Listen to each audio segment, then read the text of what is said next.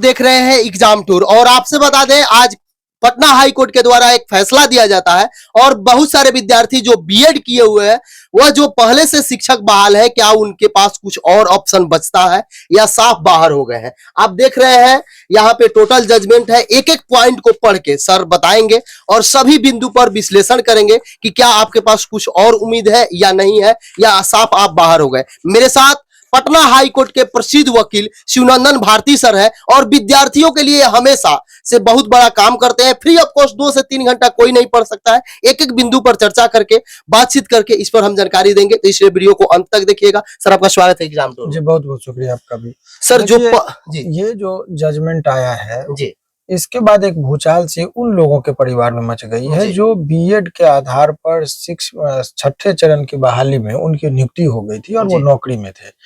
इससे इस जजमेंट का इम्पैक्ट उन लोगों के लिए खास है। अन्य लोगों के बारे में तो पहले ही पता था कि बीएड जो किए हुए हैं और इसका जो ऑनरेबल सुप्रीम कोर्ट का जो देवेश कुमार के केस में जो जजमेंट आया था उसके बाद से ही वो लोग माइंडसेट कर लिए थे कि अब हमारा भविष्य इसमें नहीं है। एलिमेंट्री जो जितना 1 to 5 वाले में उसका स्कोप नहीं है।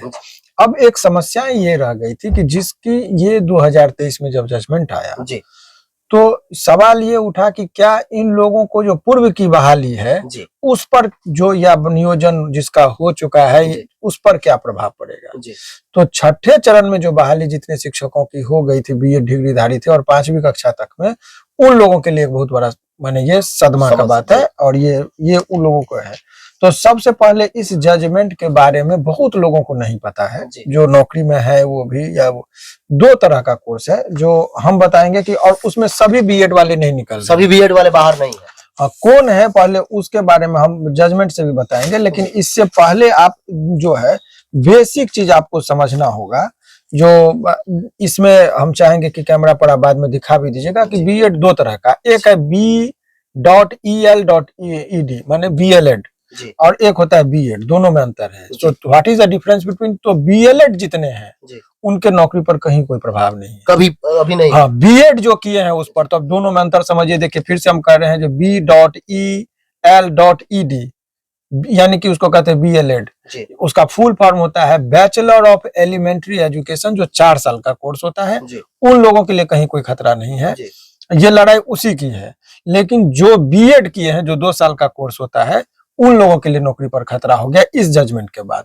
तो आप बोलिएगा कि ये 2 चीजें क्या है, तो उसके बेसिक चीज लोगों को पता है, लेकिन फिर से जो चूंकि भविष्य में जो इस जजमेंट को देखने के बाद जो भविष्य में जो कोई छात्र बीएड करना चाह रहे हैं या कोई डीएलएड करना चाह रहे हैं तो कौन से कोर्स करें ताकि उनका भविष्य बने, इस जजमेंट के आलोक के बाद ये चीज समझने की जरूरत है भविष्य में बच्चों को क्या करना चाहिए। क्योंकि अज्ञानता बस, देखिए सभी लोगों को पढ़ना होता है लेकिन इसके इम्पैक्ट क्या पड़ेंगे उस पर बाद में आएंगे। लेकिन अभी एक जो है इतनी बात तय हो गई है उस जजमेंट के बाद, चूंकि ये छठे चरण की बहाली के नोटिफिकेशन 2018 को चैलेंज किया गया था पटना हाई कोर्ट में, और उसी के संदर्भ में जब ये जजमेंट सुप्रीम कोर्ट का जब जजमेंट आया तो उस जजमेंट के आलोक में इसके डिसीजन को लोगों ने कहा कि जजमेंट जब आएगा तो उस पर, तो उस आधार पर उन्होंने साफ तरीके से कह दिया ऑनरेबल पटना हाई कोर्ट ने कि जितने भी बीएड वाले हैं आपको इसमें जो प्राथमिक विद्यालय में जो आपकी नियुक्ति हुई है वो नियुक्ति अवैध है,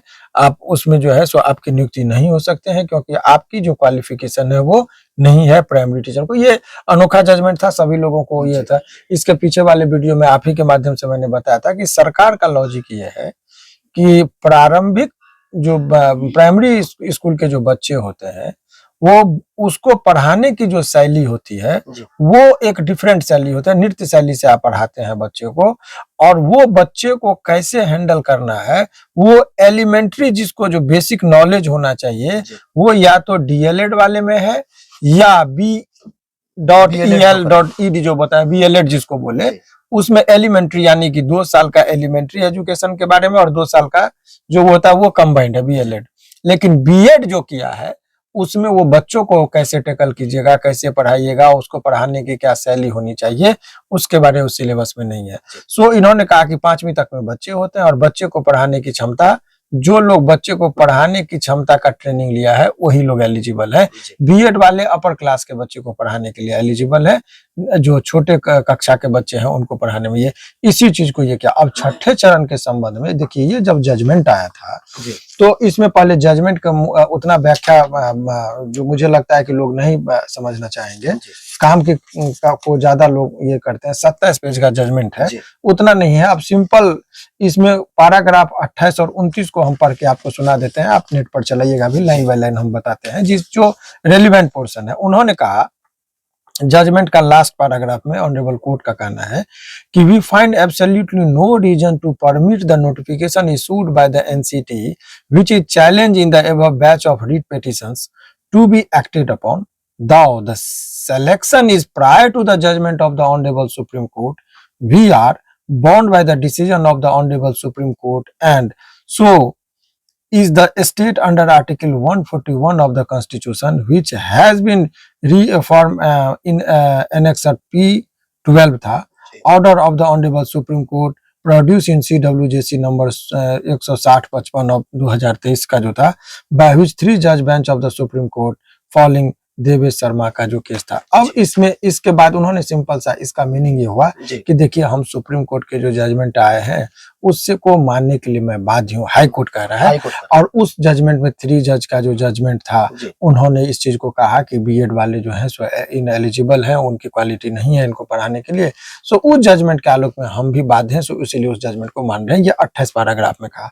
29 में अब उसका तो मान लिया कि हम उस जजमेंट को मान रहे, लेकिन अब आप छठे चरण के नियोजन के बारे में क्या कहते हैं, क्योंकि उसमें नोटिफिकेशन 2018 को चैलेंज किया गया था, उसके बारे में 29 पैराग्राफ में स्पष्ट तरीके से बोलते हैं, the writ petition are allowed with the finding that the notification dated 28/6/2018, यानी 28 माने 2018 को जो नोटिफिकेशन आया था एनसीटी के, जिसके तहत वो ब्रिज कोर्स वगैरह करा के जो किया था, उनके बारे में कहते the BEd candidate can not be consider eligible for the appointment as a primary school teachers के, प्राइमरी स्कूल टीचर के लिए आप एलिजिबल नहीं है, भले ही आपने ब्रिज कोर्स क्यों ना किया हो। It goes without saying that the appointments, अब यहाँ के बाद बहुत अच्छा बात जजमेंट में है कि it goes without saying that the appointments made will have to be reworked and eligible candidate as per the original notification of the NCET of the year 2010 can only be continue in the post to which they have been appointed. अब इन्होंने कहा कि 2010 के नियमावली के तहत जिनकी नियुक्ति हुई है वो व्यक्ति एलिजिबल हैं, और 2018 के अंतर्गत जिनकी नियुक्ति हुई है बीएड माने प्राइमरी टीचर में, उनकी नियुक्ति बीएड वाले के बारे में स्पेसिफिकली कहा, वो जो है सो वो कैपेबल नहीं है। मतलब 2010 वाला 2010 वाला तो 2010 तो यहाँ पर आपको बेसिक जो डिफरेंशिएशन हमने बताया था, बीएलएड और बीएड दोनों के बारे में जो अंतर है यहीं पर होता है कि 2010 के नोटिफिकेशन के मुताबिक बीएलएड वाले की नौकरी हुई थी तो वो एलिजिबल है, लेकिन 2018 के नोटिफिकेशन में जब आएंगे तो आपको पता चलेगा यहाँ बीएड वाले भी आ गए थे, तो बीएड में यानी कि 2 साल का कोर्स था, वो लोगों को यहाँ ऑनरेबल हाई कोर्ट ने नहीं माना, लेकिन जो 4 साल का बीएलएड कोर्स किए हैं, 4 साल वाले को बीएलएड कहते हैं, उनकी मान्यता को रखी गई है। तो इसके प्रभाव यही पड़ते हैं। हालांकि इसमें जो जजमेंट का जो रेलिवेंट पोर्शन है, जिसको उन्होंने आर्गुमेंट के दौरान उन्होंने रिकॉर्ड पे रखा, जिनको इशू जो था, जो लोगों के मन में था कि इसमें एक बातें कही गई थी कि ये क्यों ऐसा हुआ, तो इन्होंने कहा कि भाई इन लोगों को कैसे आप हटाएंगे, जो 2023 में जजमेंट आया, बहाली बहुत पहले हो गई, तो अब जजमेंट का प्रभाव पहले से कैसे होगा, ये लोगों को हजम नहीं हो रही थी कि जजमेंट आया 23 में, नौकरी कर रहा 2018-19 वाला वैकेंसी था, तो उससे पहले ज्वाइनिंग भी हो गई, तो ऐसे परिस्थिति में इन लोगों को कैसे हटेगा। पूर्व के बहाली पर जो हो गई है, पूर्व लक्षी जो है, जिसको रेट्रोस्पेक्टिव कहते हैं हम लोग, तो ये जो जजमेंट आया 23 में, तो 23 का जजमेंट 2018 या 19 को कैसे प्रभावित करेगा। ये 23 का जजमेंट प्रभावित करता तो 24 को, 25 को या 23 के बाद वाले का जजमेंट, आज कानून आज बना तो ये बाद वाले पर लागू, जिसको हम लोग कहते हैं प्रोस्पेक्टिव।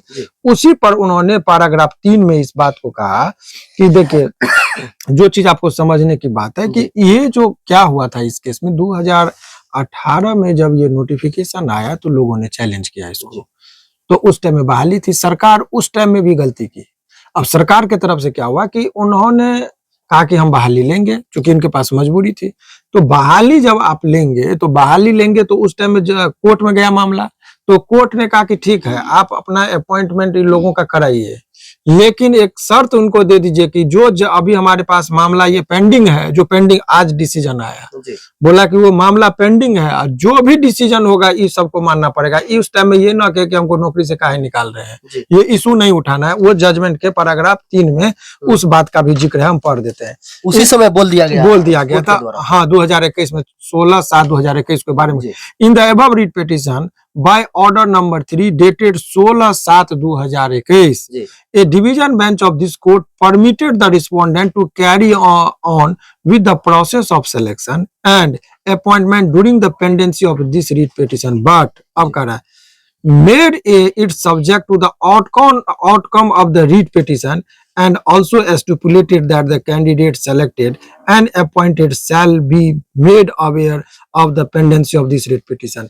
इसका मतलब ये हुआ कि ये जो जजमेंट का इन्होंने दिया तो उसी टाइम में कह दिया गया था, 2021 में जब ये आया था तो उस टाइम में ये कह दिया गया था कि ये जो पिटीशन है इसका जो रिजल्ट होगा उसी से ये चीज प्रभावित होगा। तो कंटिन्यू तो सरकार ने करा दिया था। अब इसके ये तो हो गए, तो ओवरऑल इसके पूरे जजमेंट का जो सार आप देखेंगे तो अभी फिलहाल बीएड वाले जो कोर्स किए हैं, बीएलएड वाले बच गए, बीएड वाले फंस गए। सिंपल सा बात है कि बीएड वाले बच गए, बीएलएड वाले, और बीएड वाले फंस गए। और जब बीएड वाले फंस गए तो उनकी नौकरी का अब बचने का कोई स्कोप नहीं लग रहा है, क्योंकि वो सुप्रीम कोर्ट में भी ये बातें कही गई थी। अब इसके उपाय जो हैं, उपाय क्या हो सकता है? अब उपाय इसके, चूंकि वो वहां पर जो जजमेंट आया है उसको भी कुछ लोगों ने रिव्यू के लिए आवेदन किया है और उस पर ये लोग थोड़ा सा कुछ पहल करे, बीएड वाले संगठन बनाकर और अपनी बात को रखे, तो अपने ही जजमेंट को या तो सरकार कोई नोटिफिकेशन करके इन लोगों को एक्सपीरियंस के आधार पर कोई स्पेशल प्रिविलेज दिला दे, तब ये हो सकता है। सरकार के पास ऑप्शन है संशोधन करके नोटिफिकेशन से लेके सारा चीज, या नहीं तो वो कोर्ट में जब जाएंगे तो वो जो है सो रिव्यू का अपना पिटीशन फाइल करे, और सुप्रीम कोर्ट को अपने ही जजमेंट को चेंज करने की शक्ति होती है और निचली अदालत को कुछ है नहीं, तो वहां पर एक स्कोप बनता है। अब पूरे प्रकरण में अब देखिए, अब यहाँ से एक पूरी बात आती है कि अभी इस पूरे घटना से जब आप आएंगे आज के वर्तमान में, बहुत लोगों को कंफ्यूजन रहा है, इस चीज को समझने की जरूरत है कि TRE 1 का जो एग्जाम हुआ उसको भी चैलेंज किया गया हाई कोर्ट में, नंबर ऑफ स्टूडेंट ने चैलेंज किया। इस बीच में एक धारणाएं बन गई है आयोग के द्वारा कि जल्दी में एग्जाम लेके सिलेक्शन करा दो तो जजमेंट नहीं बदलता है हाई कोर्ट का या सुप्रीम कोर्ट का। ये साइकोलॉजिकली आयोग को भी और सरकार को भी होती है कि बहाली कर दीजिए, तो बहाली जब हो जाएगी, नौकरी में आ जाएगा, तो कोर्ट को कठिनाई होगी उसके बहाली को निरस्त करने में। इसीलिए इसमें भी क्या किया गया, TRE 1 के ओल झोल में बहुत सारे चीजों को लोगों ने यहाँ चैलेंज किया और इन्होंने आनंद फानन में क्या किया, 7 तारीख से एग्जाम की घोषणा कर दी, इस उम्मीद के साथ कि यदि ये जज हम बहाली कर देंगे तो अब इसमें यदि कोई त्रुटि भी रहेगी तो सरकार माने कोर्ट अवॉइड करेगी। लेकिन ऐसा नहीं होता है। 2018 का केस 21 में जजमेंट का कुछ पार्ट आया था और 23 में जाके ये हुआ। तो आप ये समझिए कि 23 का केस को भले ही 26 तक डिसीजन आने में लगे, लेकिन जितने भी TRE 1 में जितने लोगों के साथ अन्याय हुआ है, देर से ही सही न्याय मिलेगी। ये एक परंपरा का ये स्थापित होता है। इसीलिए वैसे छात्र, जो छात्र को लगा था, जैसे एक छोटा सा उदाहरण समझिए कि शेड्यूल कास्ट का 3142 सीट, जनरल कैटेगरी का 1088 सीट और EBC, विकलांग, OBC और EWS के जितने भी सीट की रिक्ति रह गई है, इसी वैकेंसी ईयर में भरना था। यानी TRE 1 के वैकेंसी में आपको वेटिंग लिस्ट करके टोटल, चाहे वो 28,000 नियोजित शिक्षक जिन्होंने ज्वाइन नहीं किया वो, या जो महिला सीट नहीं मिली तो पुरुष सीटों से ही भरना था। 2016 के गजट में इस बात का जिक्र है, तो उसको भी वो चीज करना था। तो इससे ये पूरे प्रकरण से ये चीज लगता है कि ऐसे जो लोग, बहुत लोग हताश हो रहे कि अरे 7 तारीख से एग्जाम हो जाएगा, केस किए हैं, वकील साहब क्या कर रहे हैं, ये बहुत सारी बातें लोगों के मन में आ रही है। उन छात्रों के लिए मैं कहना चाहूंगा कि आप धैर्य रखिए। आपने देखा कि 2018 के नोटिफिकेशन को चैलेंज किया गया तो 2023 में जजमेंट आ रहा है हाई कोर्ट में, लेकिन देर से ही सही ज्वाइनिंग हो गया। 2 साल तक वो पैसा उठाए, लेकिन कोर्ट को लगा कि नहीं, ऐसे छात्रों के साथ ये गलत हुआ था। तो उसी मेघा अंक पर ये भी बोला कि उसके ही लिस्ट के आधार पर उन लोगों का जो है सो सिलेक्शन लेना। ये नहीं कि अब ये जो बच गया तो फिर से आप वैकेंसी लिए, उन्होंने निर्देश दिया है, फिर जजमेंट का कॉपी हम बता रहे हैं कि अब अपॉइंट कैसे करना है इसको, उसके लिए उन्होंने बिहार सरकार को निर्देश दिया। क्या निर्देश दिया वो देखिए जरा, उस पर बहुत स्पष्ट तरीके से हम चाहेंगे कि आपका कैमरामैन भी उसको दिखा देंगे बाद में, वो हम पढ़ के सुनाते हैं। क्या बोलता है? The state would also take decision as to whether the vacant post following vacant on which reworking are to be filled up from the merit list available with the state of the candidate eligible for the appointment as a primary school teacher. कि जो merit list जो बना था उसी के आधार पर लेना। ये नहीं कि आपको नई व्यवस्था करके वैकेंसी करके एग्जाम ले लीजिए, सो नहीं चलेगा। छठे चरण की बहाली की जो प्रक्रिया थी उसमें जो वेटिंग थे लोग, उन्हीं लोगों का अपॉइंटमेंट होगा। तो कुछ लोग हटेंगे और कुछ लोगों के लिए अवसर भी बनेगा। तो ये तमाम तरह की चीजें हैं। तो ओवरऑल बहुत ज्यादा बात नहीं करना है, ओवरऑल यही है कि डीएलएड वाले बच गए, बीएड वाले फंस गए, यही चीज है। एक कल प्रेस कॉन्फ्रेंस होता है अतुल सर का, और सर बोलते हैं कि बिहार में या कहीं भी वेटिंग लिस्ट का कोई व्यवस्था नहीं है। सप्लीमेंट्री रिजल्ट का मतलब होता है जो ज्वाइन नहीं कर पाए, हम रिजल्ट दिए उतना सप्लीमेंट्री नहीं दे पाएंगे, 47 से 4800 दे पाएंगे, जो किसी कारण से डॉक्यूमेंट वेरिफिकेशन में फाइनल स्टेज में जो छट गए, या किसी का पुलिस वेरिफिकेशन होगा वो छट गए, इस टाइप से। देखिए जी, बहुत ही अच्छी बात आपने कहा। बहुत सारे छात्र गुमराह भी हो रहे थे। देखिए, जब कभी कोई भी वैकेंसी आती है तो उसमें किसी भी व्यक्ति का व्यक्तिगत बयान का कोई महत्व नहीं होता, कोई महत्व नहीं। वो व्यक्तिगत बयान, चूंकि वो कुछ प्रिजम्पशन है, एग्जाम कंडक्टिंग बॉडी है, वो कर सकते हैं, लेकिन इस विज्ञापन पर व्यक्तिगत बयान का कोई महत्व नहीं होता है जब तक कि वो नोटिफिकेशन के बाद जो है सो उसका विज्ञापन, और विज्ञापन के बाद इस दोनों में जो गजट है, नोटिफिकेशन है और विज्ञापन है, इस तीनों में जो बातें रखी गई है उसी आधार पर वो सारा चीज होना है। इसके अलावा यदि कोई आदमी मौखिक कोई बयान देता है कि ये नहीं कर रहे हैं, हम वेटिंग लिस्ट ला रहे हैं, ये ला रहे हैं, वो रहे, उसका कोई महत्व नहीं है। इसीलिए वो देखिए क्या होता है कि सरकार के पास बहुत सारी जो है सो चैलेंजेस होते हैं। अब होता है कि वैकेंसी दिया तो सिलेक्शन तो बहुत लिमिटेड लोगों का हुआ, फेल करने वाली संख्या, छात्रों की संख्या ज्यादा होती है, सिलेक्शन होने वाले 4 लाख लोग हैं, 5 लाख लोग फॉर्म भरा, सिलेक्शन 1 लाख लोगों का होता, 3 लाख लोग तो नाराज होंगे। तो सरकार को उस परिस्थिति से बचने के लिए एक अपनी विधि होती है, और वो जो है उस लिए उन्होंने क्या किया कि अपना एक बात रखते हैं कि हम सेकंड लिस्ट ला रहे हैं, आप लोगों को ये कर रहे हैं, आप लोगों के लिए व्यवस्था, ताकि छात्र उग्र न हो, विद्रोह की भावना न भर के। तो ये सरकार की अपनी पॉलिसी रहती है लॉ एंड ऑर्डर को मेंटेन रखने के लिए, वो सरकार की इंटरनल पॉलिसी है, उसका होना भी चाहिए। देश में शांति व्यवस्था रहेगी तभी।